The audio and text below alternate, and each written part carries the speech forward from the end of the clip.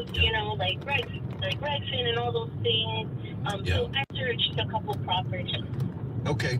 Yeah, I would encourage you as a next step to find a trusted realtor, because a good real estate agent, Jennifer, will help you not only find the home, and they may be able to bring some homes to the table that you haven't seen or don't have access to, just based on their network or maybe even the other agents or broker in their office. But once you find it, they'll also help you negotiate the price and guide you through the process.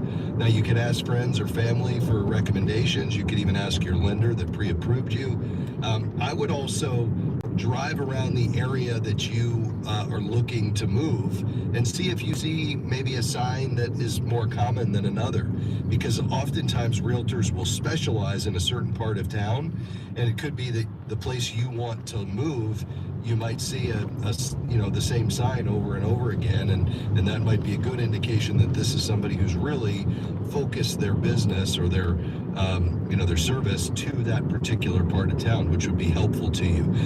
Once you get the realtor, then you want to make a list of your must-haves and your nice-to-haves, because your realtor is going to ask about that. You also want to make sure you have a good feel for your budget. How much are you willing to spend based on how much mortgage payment you can afford?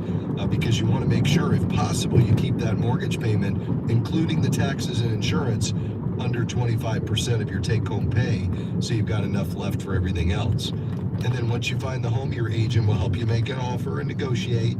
You're going to get an inspection and an appraisal, and then eventually the loan will close and the sale will finalize, usually 30 to 60 days after the offer is accepted.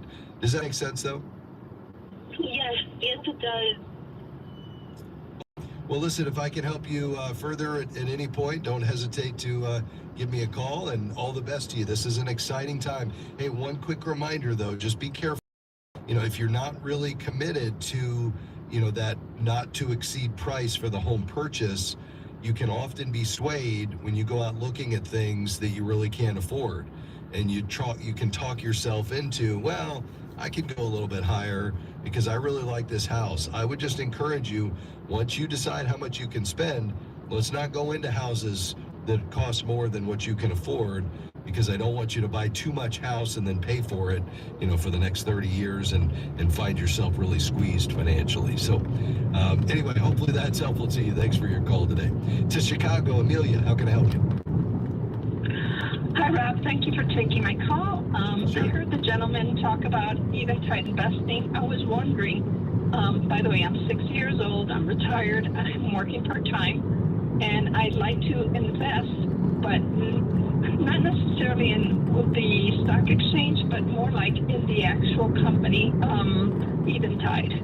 Is that possible? You're not able to invest in the company itself. It's private. It's not publicly traded. But you can invest in the Eventide investments, where the Eventide team are actually making the investment selections for the Eventide. They have both mutual funds and they have exchange-traded funds. And you can buy them directly from Eventide, or you can go through an advisor that does faith-based investing. So that would be what I would recommend. If you want to learn more, you could go to eventideinvestments.com, and then you could read about their mutual funds and their exchange-traded funds, and you can decide which one feels like the right investment for you in terms of the risk and so forth. And that would be the way to invest. You would not be able to invest in the company itself. Thank you. And as far as when I do invest, what is the mixture that you recommend between stock and bonds? Yeah, it really depends on what your goals are. I mean, a good starting point is to use your age. So what is your age, if you don't mind me asking? Okay, so if you're 60 years old, typically what I would say is you might want to start thinking about 50-50. So 50% of your investable assets in stocks and 50% in bonds. Now, you may want to get a little more conservative than that, and then you could go 40 stocks, 60 bonds. You also may want to add a little bit to gold or precious metals, and if you did, I wouldn't put more than 10%, and I'd probably take 5% away from each side. But around a 50-50 portfolio would be the right mix for somebody who's 60. Thank you so much for your time. Appreciate it. All right, absolutely. Thanks for your call, Amelia. Let's see, Leonard, how can I serve you in Jasper? Thank you, sir, for taking my call. Of course. Rob, I wanted to ask you about Bitcoin. I've been talking to my brother. He's an investor in this, and it's Ethereum that he's been investing in. And I just wanted to get some insight on this and which way to go. And there's somebody local that I could talk to here in Chattanooga about it. Yeah. Well, to answer your second question first, there's plenty of certified Kingdom advisors that can serve you in terms of an investment portfolio there in Chattanooga. So you could reach out to one, or our team could get you connected to one. And I know you gave your information to our producer today, Tahira, and we'll get somebody in touch with you. In terms of Bitcoin, that would be the one, if you're going to invest in the crypto space, that would be the one I would invest in, not Ethereum or any of the others. I think there is a big distinction between Bitcoin and everything else. At this stage, Bitcoin clearly stands apart from the rest of the crypto industry. Bitcoin has reached critical mass, and it really appears to be here to stay. And that's due to two major changes. It's, first of all, the regulatory environment has completely reversed from being hostile to being welcoming. Maybe 3 years ago when we first started talking about this, we said that the regulatory risk was an existential threat to the whole industry and really the biggest risk for crypto investors. Today, we've now seen mainstream acceptance of them.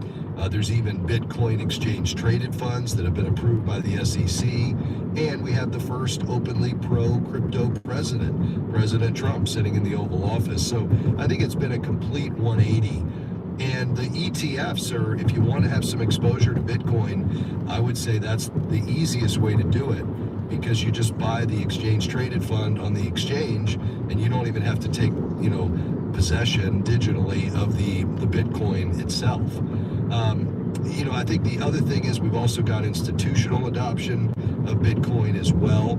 Bitcoin makes up right now about 60% of the total crypto universe, so it's clearly the 800-pound gorilla. The other 40% is fragmented, and there's they're all competing for prominence at some specific task or niche. But I think I would stick with Bitcoin. I probably wouldn't put more than 10%. You may even want to think about, whatever portion you have in gold. Maybe you take half of that and allocate it to Bitcoin. There's a reason they call it digital gold, and it's because it has a lot of the same attributes as gold. It really is like buying gold in the sense, and it's been moving very closely with gold just because it has a lot of those same store of value type attributes. So that's my perspective on it, Leonard. Does that make sense? Yes, sir, it does. Okay, Yeah, very good. Because we do 30% of our income, towards different ministries, and Yes, George really blessed us. I mean, we have a very good income of 401k. We've got about 40,000 in savings, about a little over 90,000 in the checking, and we don't owe nobody. The Lord takes care of all our needs, and we just praise Him and thank Him for this. I was talking to my brother in Texas here a couple months ago, and we got to talking about investments, and this came up, and I've been praying about it, and I thought, well, maybe I could do a little investigating, to Yes, sir. see if it would be a good way to go. Yeah, I just wouldn't get overweighted. So I would think 10% or less of your investable assets, maybe closer to 5 if you're just getting started here. But certainly something to think about. And listen, you sound like a wonderful man, and you have clearly purposed yourselves, you and your wife, to being a faithful steward of God's resources, and that honors the Lord, and we appreciate the testimony you've given today. Lord bless you, Leonard. Call anytime, and I know our team will be in touch with you about a CKA. Quickly to Alabama, Felicia, I understand you have a savings bond from somebody who's deceased. Is that right? That's right. Yes, sir. Okay. How are you? Yeah, I'm doing great. Yeah, I don't have much time left, but here's what you'd want to do. Did you get the paper bond or is it electronic? The paper. Okay, so if the name is listed, or is your name listed as co-owner? It is not. Okay, so if it's only in the deceased person's name, you need to go through the estate process. So you'd gather the documents like a death certificate, proof of identity, possibly estate paperwork like letters, testamentary, and then you can transfer it to your own name. You would do this through treasurydirect.gov. That's treasurydirect.gov. And they will have a process right on that webpage where you can retitle the bond. That's what you're going to want to look for the instructions on it. You're going to have to submit all that paperwork. Felicia, thanks for your call today. Wish I had more time. Hey, big thanks again to my team today. May the Lord bless you. Come back and join us tomorrow. We'll see you then. Bye-bye. The views and opinions expressed in this broadcast may not necessarily reflect those of the American Family Association or American Family Radio. 90.5 KTXG Greenville, Dallas. I'd ask of you is faithfulness. Headlines in USA Today just said this morning. All odds against us. Faithfulness is the word. There's a place for you on the battle line. Engage in the fight for America's families. Visit AFA.net and then take your position. A message from the American Family Association. This is American Family Radio, a listener-supported ministry of the American Family Association.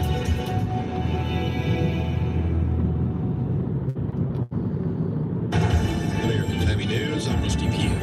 After President Trump sent National Guard service members to the nation's capital to fight crime, federal and local authorities arrested multiple suspects on charges including murder and gun offenses.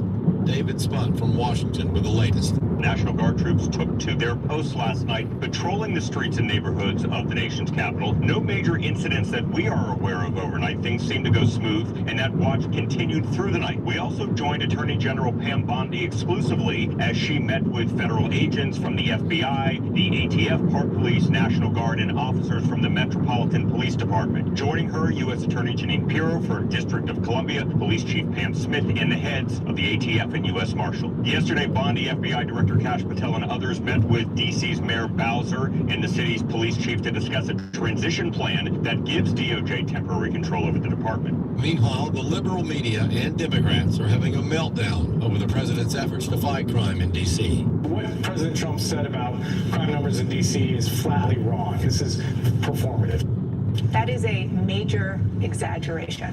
And we're going to check all of the president's comments. I'm trying to hold my temper. It's interesting that he really doesn't care about what's actually happening in D.C. Maybe it's not about crime. Maybe it's that he really enjoys using U.S. military force against American civilians on American soil and wants any excuse to do it anywhere he can. U.S. Attorney for D.C. Janine Pirro says crime is not down. Young criminals in D.C. have been emboldened to commit crimes because they believe that they're not accountable. And why do they believe that? Because they are not accountable. But this is a message that we're not going to tolerate crime as if that's just the way things go. And I'm tired of hearing that crime is down. It's not down for people who are suffering from violent crime. And Outkick founder and Fox News contributor Clay Travis can't understand Democrats and the media who have a problem with trying to save people's lives. I understand sometimes when we have political debates, reasonable people can disagree on those things. What reasonable person is upset because the president of the United States is going to try to keep less American citizens from being murdered? The leading candidate for mayor of the nation's largest city wants to turn the world's leading center of capitalism into a communist state. Eric Trump says if Zoran Mamdani has his way, it'll be the end of New York. This is a city. These are the markets. This is New York Stock Exchange. This is the NASDAQ, right? This is the epitome of capitalism around the world. And the guy's coming out and actively saying that he wants to shut down capitalism. I mean, it's the antithesis of what New York City is. The guy is holy scary, and I think it's a disastrous thing for this state, which has already had an exodus of people out of it. And finally, Arkansas is beginning the new school year with a new state law. No more cell phones in classrooms. Reducing distractions, improving focus, and mental well-being. Arkansas Governor Sarah Huckabee Sanders explained this is the goal of the state's new bell-to-bell no-cell law.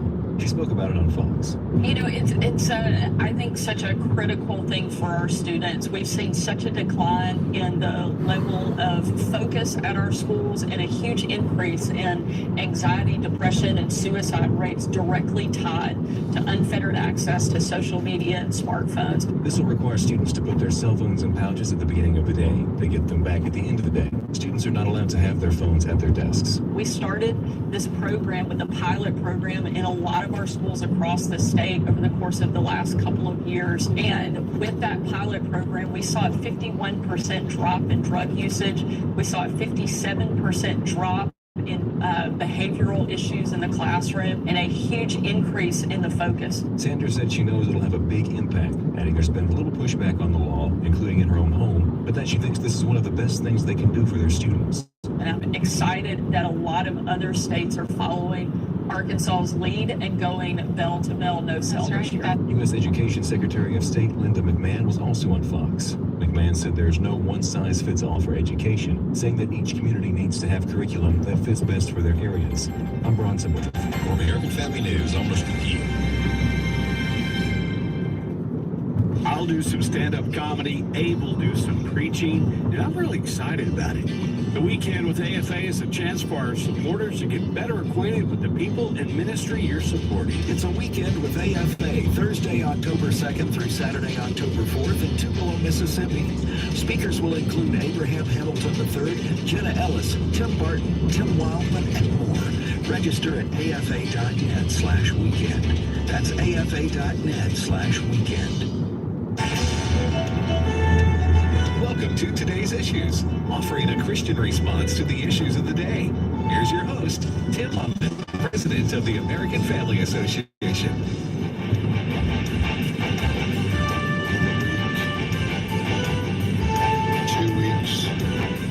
2 weeks, 1 day, 2 weeks and 2 days, 2 weeks and 3 days. Are we on the air? Oh, my bad. I was counting down the college football season starting so I could escape from reality. All those in Mississippi State fan, we often have harsh realities. They come crashing in. But we're undefeated right now. That's true. Congratulations. No name's undefeated. We're all even. We're all starting even. You and everybody else. All right, welcome to the Today's Issues program, everybody. I'm Tim Wildman. This is Wednesday, August the 13th, 2025, with Ed Battagliano. Good morning, Brother Ed. Good morning to you. And Wesley Wildman. Good morning, Wesley. Good morning. And Wesley's my son. He's a co-host of the show, and he's also my brother. Right? Brother in Christ, sure. Brother in Christ. And Fred Jackson, Brother Fred. Brother Fred Jackson. Good morning. Good morning.